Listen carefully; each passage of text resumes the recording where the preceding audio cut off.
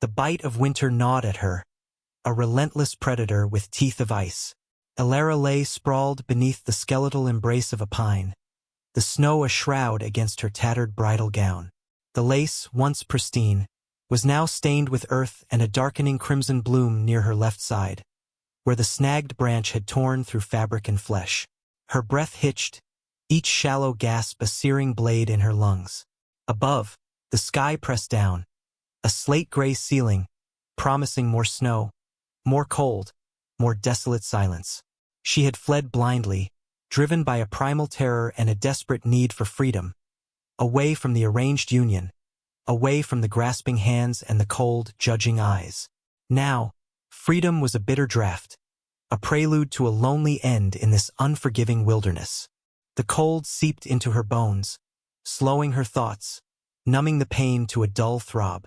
She tried to move, to crawl, but her strength had long since abandoned her, draining with every drop of blood into the virgin snow. Her fingers, stiff as twigs, fumbled at the locket clutched in her hand, a silver filigree, a whisper of a life that was now utterly lost. A shadow fell over her, not from the sky, but from a looming, formidable presence. She squeezed her eyes shut, fear a sharp, icy spear through her heart. Had they found her? Had her father's men, relentless in their pursuit of the vanished dowry and the shattered alliance, finally tracked her to this godforsaken place? A rough hand, calloused and firm, touched her forehead. It was surprisingly gentle. She forced her eyes open, blinking against the swirl of snow. A man stood over her, silhouetted against the muted light. He was a mountain of a man, clad in rough-spun wool and worn buckskin, his face obscured by a thick, frost-dusted beard and the low brim of a wide-brimmed hat. His eyes, when they finally met hers, were the color of slate, deep-set and weary, holding no pity, only a stark, appraising gaze. He knelt, his movements economical, unhurried, like a beast of the wild assessing a fallen prey. He saw the gown, the blood, the locket. He saw the terror in her eyes, raw and unadorned. His lips, thin beneath the beard, did not move. He simply extended a gloved hand towards her wound. Alara flinched, a small, choked sound escaping her lips. He paused, his gaze unwavering, then lowered his hand slowly, retrieving a flask from his belt. He poured a dark liquid over the wound. A scream tore from her throat, a ragged cry that dissipated into the vast, indifferent silence of the mountains. He did not react, his face impassive as he tore a strip from his own shirt, binding the wound with practiced efficiency. She watched him, mesmerized by the sheer practicality of his movements, the absence of any emotion. He was simply doing what needed to be done. He then scooped her up, as easily as if she were a bundle of kindling. Her head lolled against his chest, the faint smell of pine smoke and something wild, untamed, filling her nostrils. The world tilted, spun, then settled into the rhythmic thud of his footsteps crunching through the snow. He carried her, a broken bird, towards a destination unknown, away from the dying light, deeper into the heart of the desolate, unforgiving land. The last thing she saw before darkness claimed her was the stoic line of his jaw, unyielding as the mountains themselves. She was no longer running, but being carried, a fragile burden in the arms of a stranger. Alara awoke to the unfamiliar scent of wood smoke and pine, the crisp mountain air replaced by the close warmth of a small cabin. Her body ached, a symphony of dull pain, but the searing throb in her side had lessened. She lay on a narrow cot, covered by thick, rough blankets, the bridal gown gone, replaced by a simple, clean shift. The wound was bandaged, tightly, expertly. A fire crackled in a stone hearth, casting dancing shadows across the rough-hewn log walls. Through the single, small window, she could see a world transformed by a fresh blanket of snow, pristine and silent. The man was there, seated at a crude table, his back to her, meticulously mending a leather strap.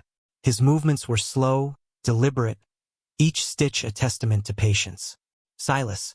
She had heard him say his name once, a guttural sound, when she drifted in and out of consciousness. Her throat was parched.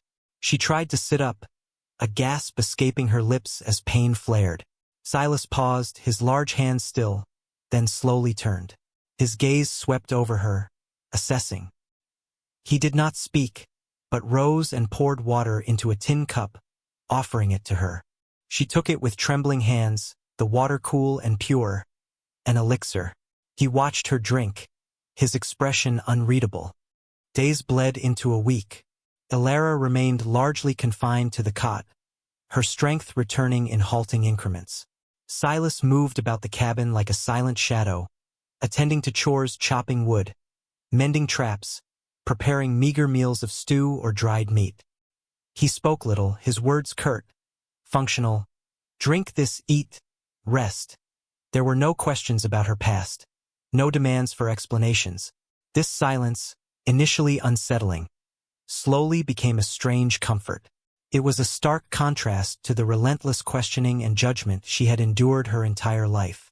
She began to observe him, to piece together the man behind the stoic facade. His hands, though rough, were surprisingly gentle when he changed her bandages. His eyes, though often grim, held a flicker of something almost watchful, a quiet vigilance. He was alone, she realized, as alone in his life as she was now in hers. She saw the framed photograph on a shelf, a faded image of a woman with kind eyes, her gaze full of a gentle peace. A wife she knew instinctively, a widower, haunted by a quiet grief.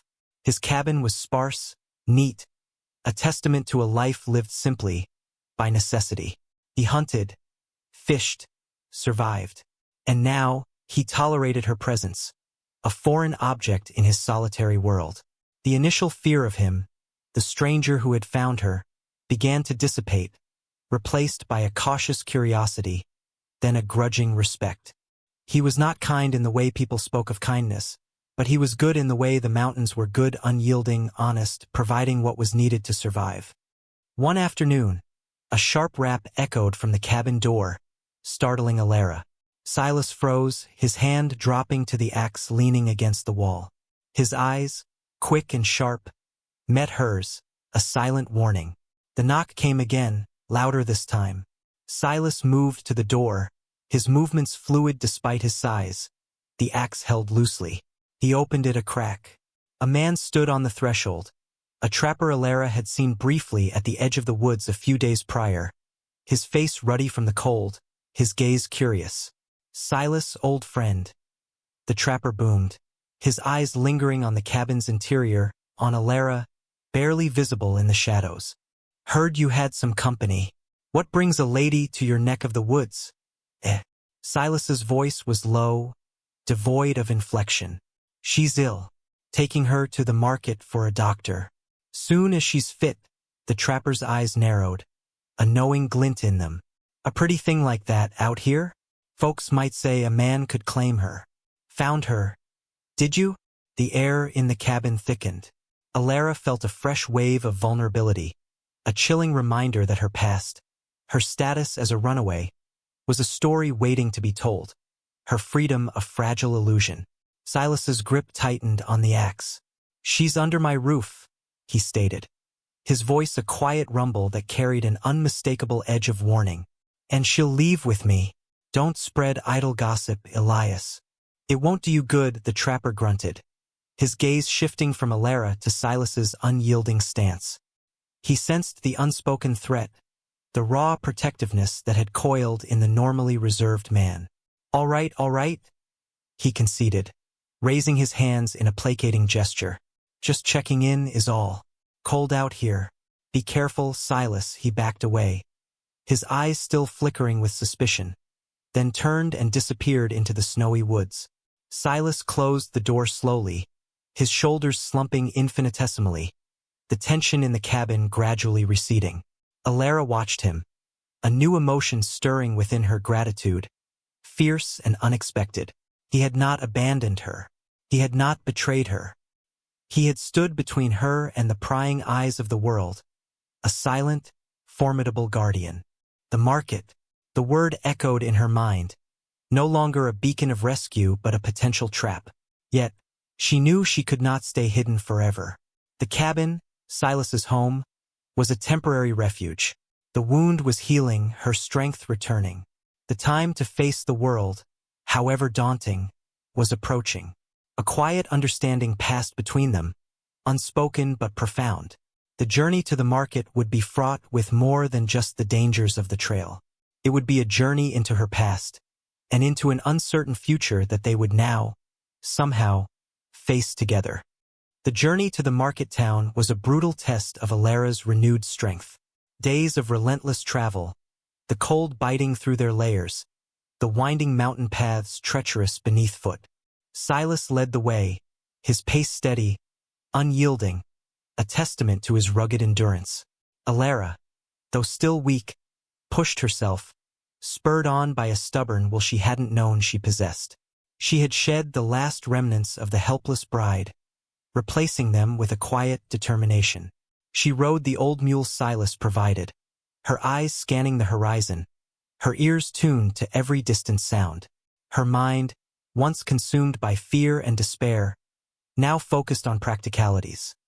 The cold, the trail, the need to conserve energy. She watched Silas, studying his methods, his intuitive knowledge of the land, his quiet efficiency.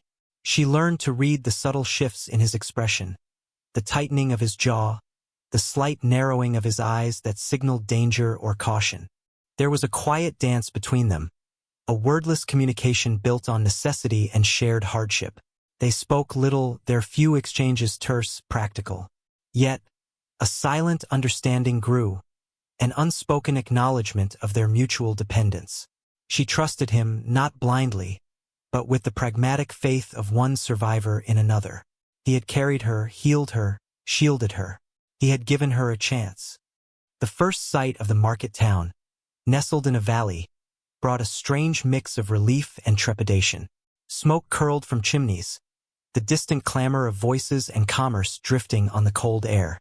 Civilization, and with it the possibility of discovery, of judgment. They entered the town in the late afternoon, the waning light casting long shadows. Alara pulled the hood of her borrowed cloak closer, shielding her face. But it was too late. As they navigated the muddy, bustling main street, a woman, stout and dressed in severe black, stopped dead in her tracks, her eyes widening as she caught sight of Alara. "Bless my soul!" she exclaimed, a gasp escaping her lips. "It's the runaway bride. Didn't I hear the Caldwells offering a reward for her return?" Her voice was shrill, drawing the attention of passers-by. Faces turned, eyes narrowed, whispers erupted like startled birds. Alara felt a familiar wave of shame and panic wash over her, her heart hammering against her ribs. She wanted to flee, to disappear, to once again become a ghost. Silas, however, remained rooted to the spot, his body stiffening. He placed a large hand on the mule's bridle, effectively shielding Alara from the most direct gazes. He turned his head slightly, his gaze falling upon the woman, cold and unwavering. "She's my wife," he stated, his voice calm, carrying over the rising murmurs. It was not a question, not a plea, but a declaration. A ripple of surprise went through the small crowd. The stout woman scoffed. "Your wife? That's a likely tale. That's Alara, daughter of Arthur Croft, promised to young Mr. Caldwell. Everyone knows that." Silas simply stared at her, his eyes like chips of flint. "She is Alara Silas. We were wed in the mountains last week, before the snows came. A simple ceremony, for a simple folk." His lie was delivered with such conviction, such quiet authority, that it almost sounded true. He pulled a worn silver ring from his pocket, a plain band that looked too small for his calloused finger, and, before the stunned onlookers, placed it firmly on Alara's left hand. It was too big, but it gleamed dully in the fading light, a stark symbol. Alara looked at the ring, then at Silas, her breath catching in her throat. His gaze met hers, a question, an offering, a challenge. There was no romance in it, only a profound, desperate practicality. This was her chance, her choice. With a surge of newfound strength, a fierce determination that solidified her transformation, Alara lifted her chin. She met the stares of the townsfolk, her fear replaced by a defiant pride. "It's true," she said, her voice clear, stronger than she had ever heard it. "I am Alara Silas," the woman gasped, then sputtered, but the crowd, swayed by Silas's unyielding presence and Alara's unexpected assertion, began to disperse, their curiosity sated, their judgment diffused by this unexpected turn of events. Silas turned, his hand still on the mule's bridle, pulling her forward.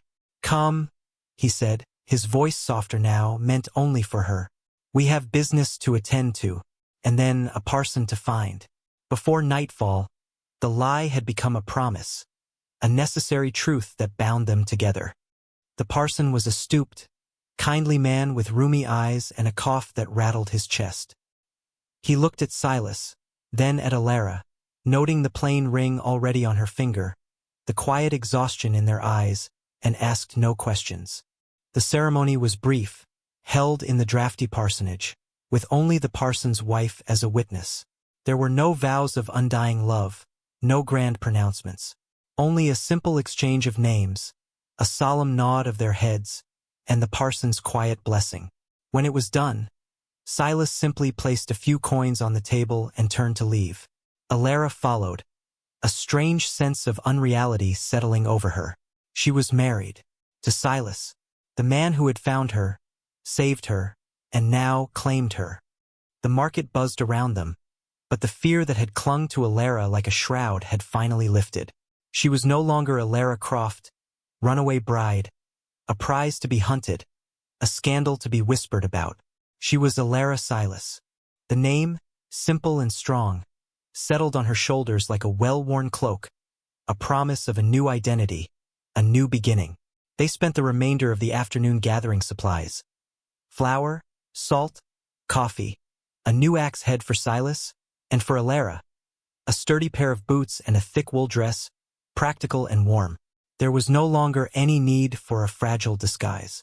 As dusk painted the sky in shades of bruised purple and fiery orange, they turned their mule back towards the mountains, their silent home. The cold was still present, a constant companion, but it no longer felt like a threat. Alara rode beside Silas, not behind him, their footsteps crunching in unison on the path. The silence between them was no longer a void, but a quiet space filled with unspoken understanding. She looked at his profile, etched against the darkening sky, the strong jaw, the weathered lines around his eyes, the set of his broad shoulders. He was not a savior, not in the romantic sense, but a partner. A man who had offered her not love, but life. Not passion, but protection.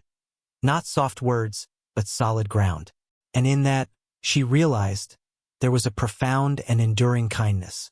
She had been a runaway, wounded and despairing, a burden carried out of necessity.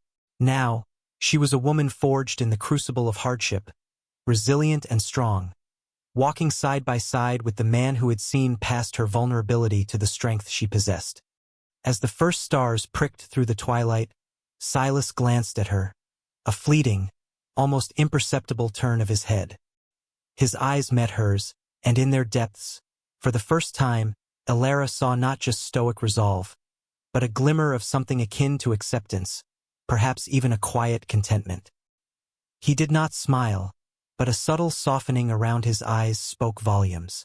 Alara felt a warmth spread through her, deeper than any fire, stronger than any fear. She had lost everything, but in the desolate embrace of the mountains, she had found not what she sought, but what she needed. A quiet dignity, a hard-won freedom, and a life unexpectedly, profoundly shared.